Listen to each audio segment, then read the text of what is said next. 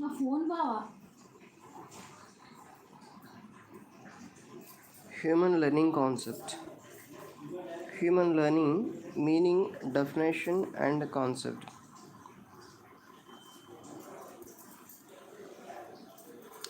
Learning theories are conceptual frameworks in the works in which knowledge is absorbed, processed, and retained during learning. Cognitive, emotional, and environmental influences, as well as prior experiences, all play a part in how understanding. Human learning may occur as part of education, personal development, schooling, or training. It may be goal oriented and may be aided by motivation.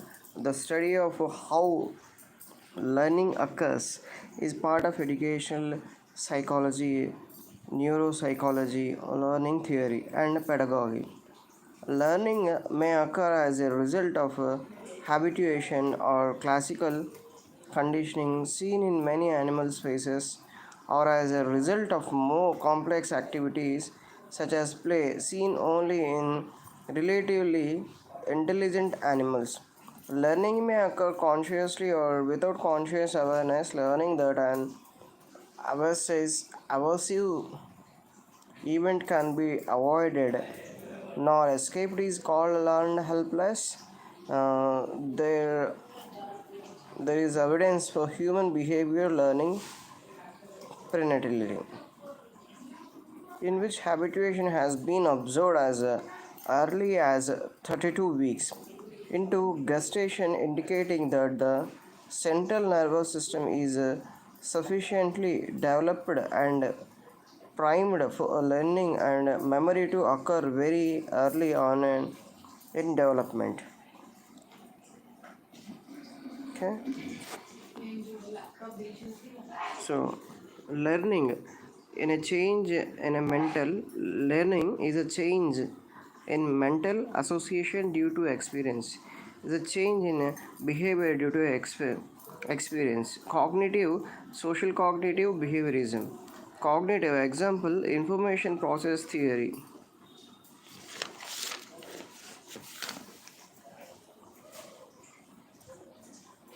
Learning is an act acquiring new or modifying and reinforcing existing knowledge. Behaviorism, skills, values, or preferences which may lead to a potential changes, potential change in synthesizing information, depth of the knowledge, attitude or behavior relative to the types and range of experience. The ability to learn is possessed by humans, animals, plants, and some machines. Progress over Progress over time tends to follow a learning curve. Learning does not happen all at once, but it builds upon and is shaped by previous knowledge. To that end, learning may be viewed as a process rather than a collection of factual and procedural knowledge. Learning produces changes in the organism, and the change produced are relatively permanent. Active learning occurs when a person takes control of his or her learning experience. Since understanding information is the key aspect of learning, it is important for learners to recognize what they understand and what they do not. By doing so, they can monitor their own mastery of subjects. Active learning encourages learners to have an internal dialogues in which they verbalize understanding this and other may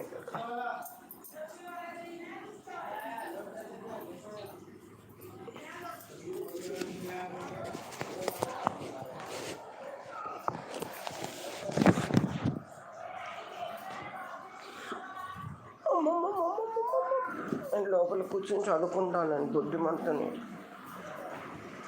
మాది క్రమశిక్షణ అనుకుంటున్నాం. మాకు చదువు తప్ప ఇంకోటి తెలియదు.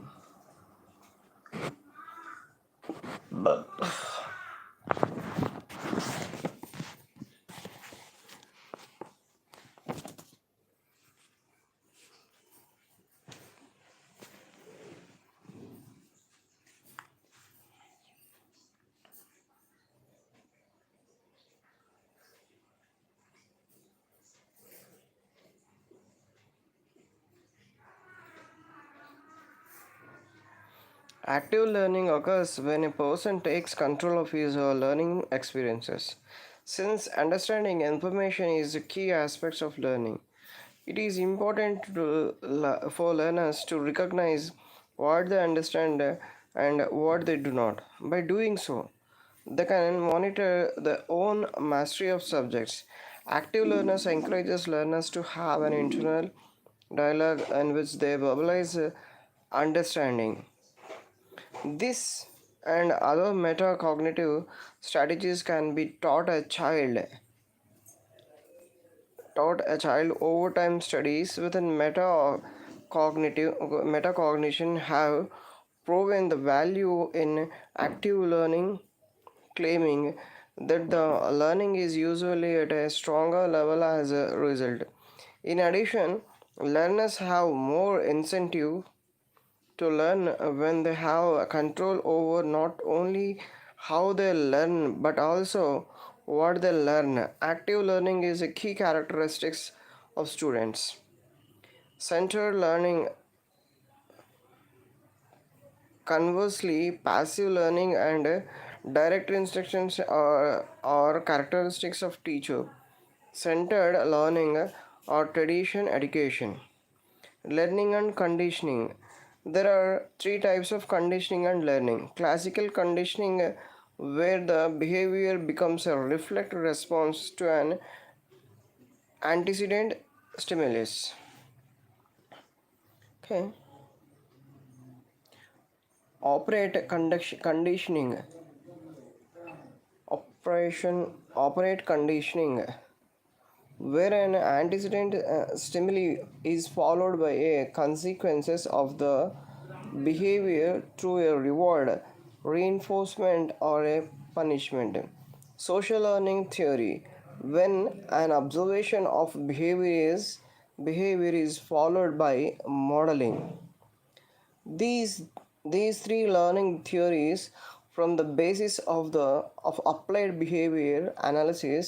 The application of behavior analysis, which uses analyzed antecedents, functional analysis, replacement behavior strategies, and often data collection and reinforcement to change behavior. The old practice the old practice was called behavior modification, which only used assumed antecedents and consequences to change behavior. To change behavior without acknowledging the conceptual analyzing the function of behavior and teaching new behaviors that would serve the same function was never relevant in behavior modification. Behaviorists view the learning process as a change in behavior and will arrange the environment to elicit a desired response through such devices as behavioral objectives. Competency based learning and skill development and training education approaches such as early intensive behavioral intervention, curriculum based measurements, and direct instructions have emerged from this mode. Okay, definition and concept learning theories. Measurable and relatively permanent change in behavior through experience, instruction, whereas individual learning is selective group learning is essentially political is outcomes depends largely on power playing the group. Learning itself cannot be measured, but it is results but its results can be. In the words of Harvard Business School psychologist Chris Argyens, Agrees, learning is detection and correction of error, where an error means any mismatch between our intentions and what actually happens. Types of learning: 1. Major learning. Most of our activities in our day to day life refer to motor activities. The individual has to learn them in order to maintain his regular life, for example, walking, running, skating, driving, climbing, etc. All these activities involve the muscular coordination. Verbal learning.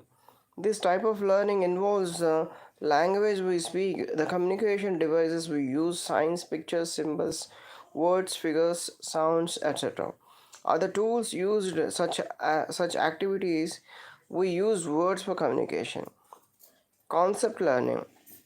It is a form of learning which requires a higher order mental process like thinking, reasoning, intelligence, etc.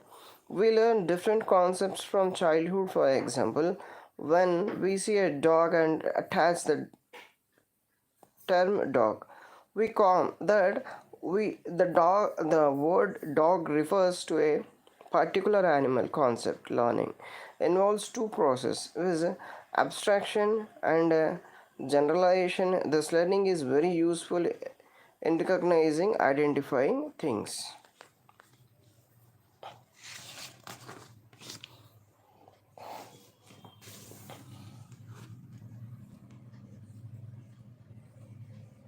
So learning to differentiate between stimuli and showing an appropriate response to the stimuli is called discrimination learning.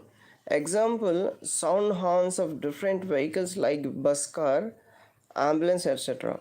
Learning of principles. Individuals learn certain principles related to science, mathematics, grammar, etc. in order to manage their work effectively. These principles always show the relationship between our two more concepts. Example: formula laws, association, correlations, etc.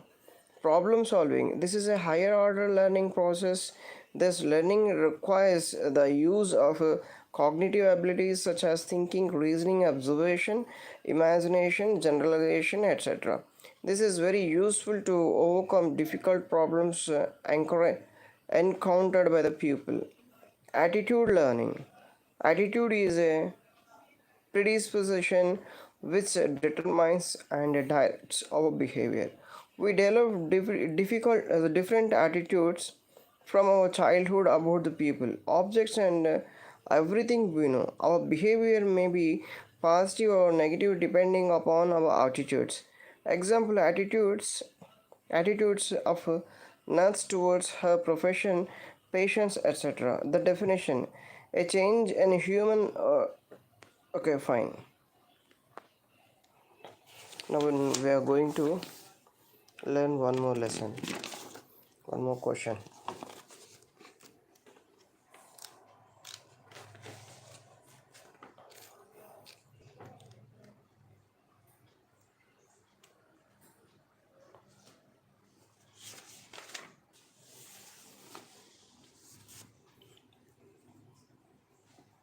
Here, Unit 6, Learning and Evaluation, 6.3, Formative and Summative Evaluation. Okay, Formative and Summative Evaluation. So, learning and evaluation is a part of our toolbox for finding solutions to complex problems. We know how to design research, collect and analyze data, generate highly actionable results, and answer stakeholders' questions in a way that leads to meaningful change. Our role as Evaluations is not to extremely judge, rather, we see ourselves as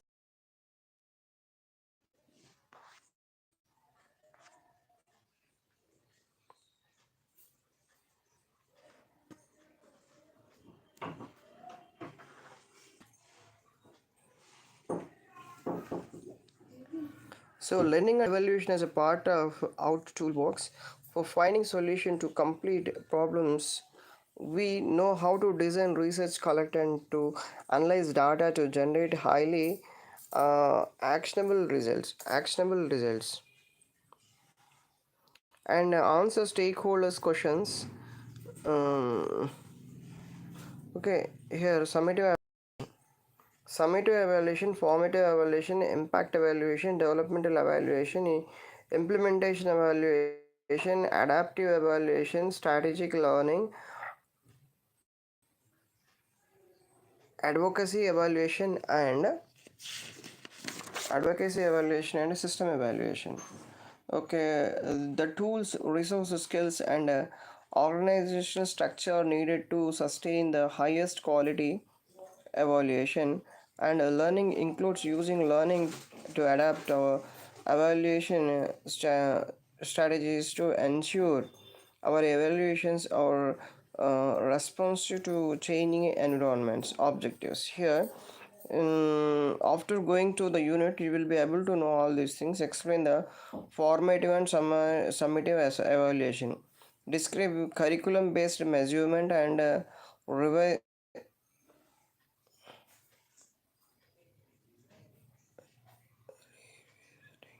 revisiting key concepts in school evaluation and discuss about filtering learners.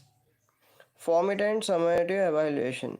The terms formative and summative do not have to be difficult, yet the definition have become confusion in the past few years. This is especially true for formative assessments in a balanced assessment system. Both summative and formative assessments are an integral part of information gathering. Depend too much on one or the other, and the reality of student achievements in your classroom becomes unclear. Summative assessment are given periodically to determine at a particular point in time where the student know and do not know. Many associate summative assessment only with standardized tests such as state assessment, but they are also used at an or an important part of a district and classroom program. Summative assessment at the district classroom level as a accountability measures that is generally used as a part of the grading process. The list is long, but here are some examples of summative assessments: state assessment, district benchmark or interim assessment, end of unit or chapter test, end of term or semester exams, scores that are used of accountability for schools, AYP, and students report card grades. The key is to think of summative assessment as a means to gauge at a particular point in time students learning relative to contest standards. Although the information that is gleaned from this type of assessment is important, it can only help in involving in evaluating certain aspects of the learning process or once a year. Summative assessments are tools to help evaluate the effectiveness of progress, school improvement goals, alignment of curriculum or students placement and specific program. So summative assessments happen to for down the learning path proved and provide information at the classroom level and to make instructional adjustments and interventions during the learning process. It takes formative assessment to accomplish this. Formative assessment is a part of the instructional process. When incorporated into classroom practice, it provides the information needed to adjust teaching and learning while they are happening. In this sense, formative assessment inform both teaching and students about the students understanding at a point when timely adjustment can be made. These adjustments help us ensure students achieve targeted standards based learning goals within a set time frame. All the formative assessment strategies appear in a variety of format. There are some distinct ways to distinguish them from summative assessments. One distinction is to think of a formative assessment as practice. We do not hold students accountable in grade book fashion for skill and concepts they have just been introduced to our learning. We must allow for practice. Formative assessment helps teachers determines okay, determine next step during the learning process. As the instruction approaches the summative assessment of students learning, a good analogy for this is a road test that is required recover driver's license.